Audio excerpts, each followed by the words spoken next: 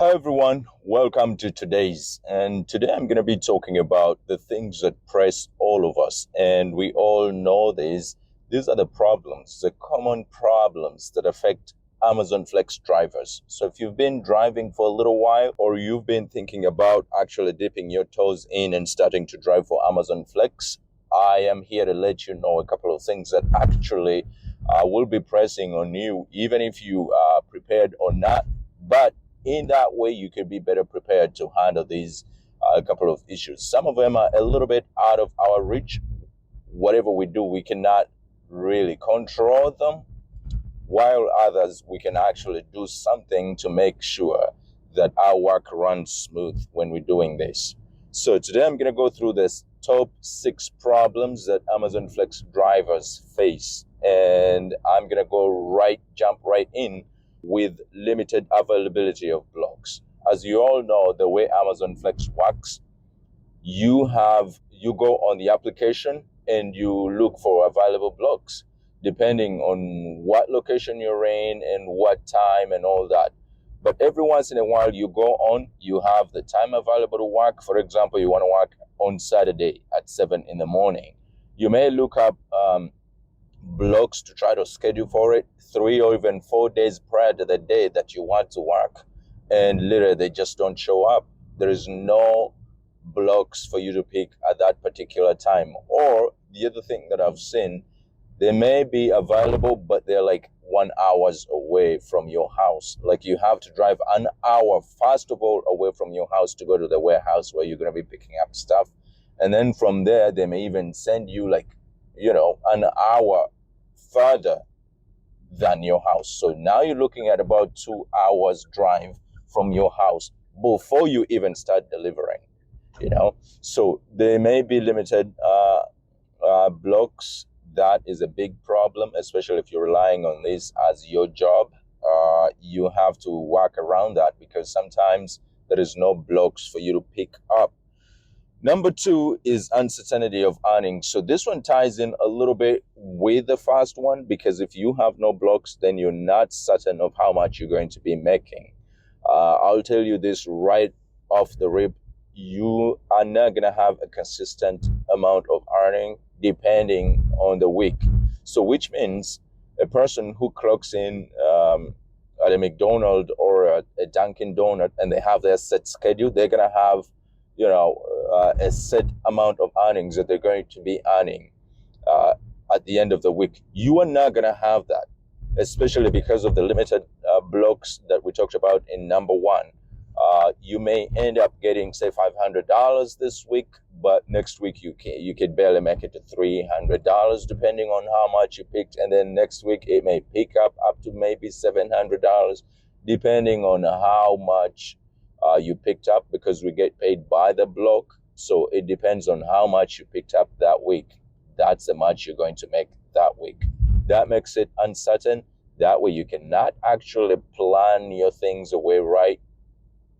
You have to know how to work the system in order for you to get some kind of baseline of the money that you'll be getting every week. But that's a big, huge problem, that we're uncertain of the earnings that we're going to be making through the week. Number 3 is a heavy workload. I took this picture showing you guys how much actually was in the cart when I went to go pick up, because the way it works is you get paid by the block. This is how your schedule works. And sometimes you may find that you have a lot of stuff. Sometimes you may have up to 50, 60 packages with 50 stops. So you literally will have a lot and you're expected to do it in a limited time. Every once in a while you'll be delivering and you'll see messages popping up how you're delivering late, which means you have a set amount of time to run around and do all your work. Most of the times I find it a little bit fair, but sometimes there is actually some instances that we cannot control. For example, if you found detours, or if you had, say, to stop for a little bit to put maybe case in the tires on your car or to grab gasoline, things like that will make you late because you're expected to do all the work in a given period of time. So That is a big problem that usually sometimes the workload is a lot. And to add to this, most of the times you don't know where you're going to be sent. So if you're a new driver and say you're just trying this out, you may be sent in a city that you're not familiar with at all. And that way, it may slow you down, especially if you have many, many things. And sometimes, believe me or not, some of these things are really heavy. They go up to 50 pounds. So you have to be able to lift and, walk up the stairs, go down the stairs, hold your stuff while you also open the doors to go into buildings and stuff like that. So there is, a problem of sometimes the heavy workload. Sometimes the workload is a little bit heavy. All right. So number 4 is lack of benefits. Of course, we independent contractors, we pick up as we like, we're flexible, but we have no benefits. So that way, you'll have to look for your own health insurance. You'll have to look for your own dental. You have to figure out your vacation times. There is no sick, calling in sick. So the only time you get paid is the only time you show up. And if you do not show up, you don't get paid. You don't get sick time. You don't get leaves, medical leaves. You don't get any kind of benefits. No 401k. You don't have all that. So if you're planning to do this full time, you have to put all that into consideration. You either get it in a private manner, or you do this as a side gig where you have actually a full-time job that gives you a couple of benefits, because some of it is actually needed. For example, you need health insurance. You're going to be paying that out of your pocket. Or you have to have some kind of arrangement. You have to have a partner who's doing, a mainstream job, a traditional job that actually will put you on their health insurance. So things like that, you do not have. Those benefits, the traditional benefits that we know for a job in America, you're not going to have. You will need to figure it out yourself.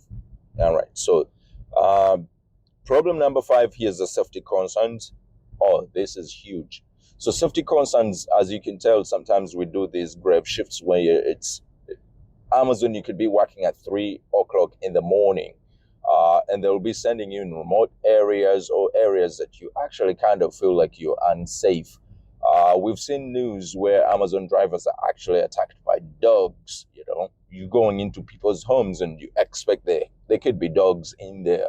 So I'm telling you this in advance, especially if you're a new driver, for you to be careful, for you to be vigilant, for you to look out for what happens when you go into these people's homes. There could be dogs in there. Some people may be ordering stuff and forgetting they actually ordered stuff, and you're showing up at their doorstep.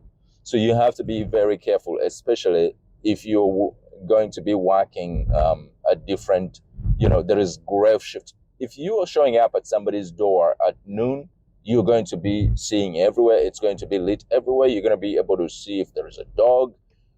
You're going to be reading people's, reactions to you, if people are actually vigilant to see who's coming into their houses and if they're kind of friendly. So you're going to be able to see all that. But if you are showing up at 3 o'clock in the morning, or if you're showing up at 10 o'clock in the night, you may need to be a lot vigilant about the dogs.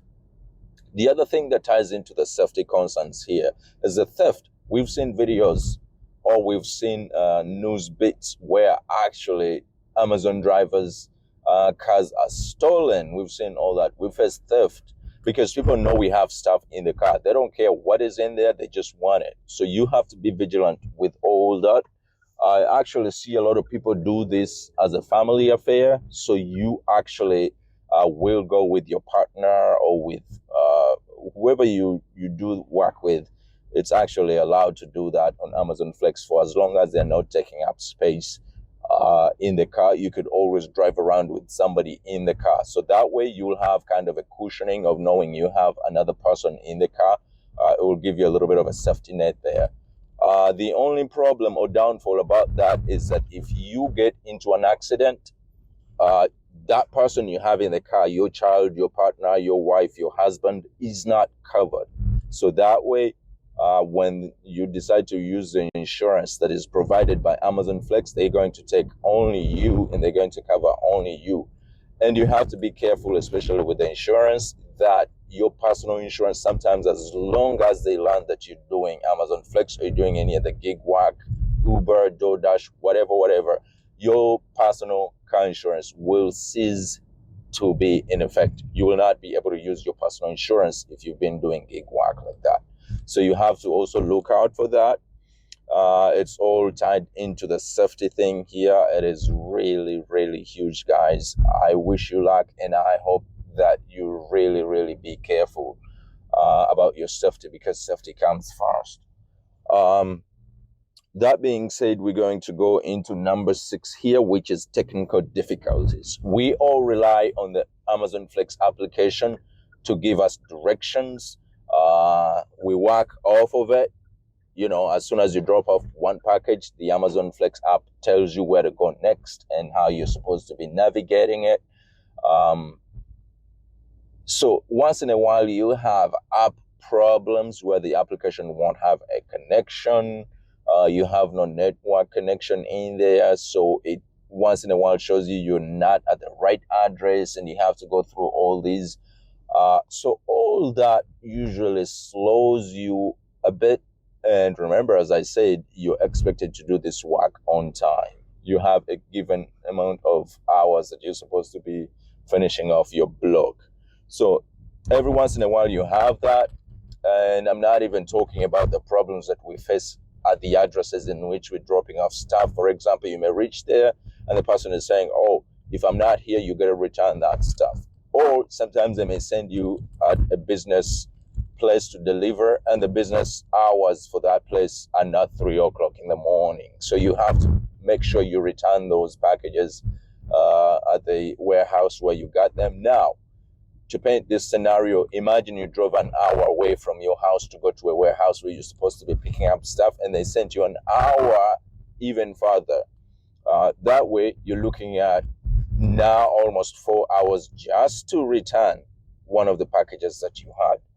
So there is a couple of things that, even though this job gives us flexibility and sometimes the pay may be good, especially at competitive hours and peak times, you're looking at a bunch of, problems in there that may be tied with it. And I just mentioned them for you guys so you can know what you're dealing with, especially if you're a new driver.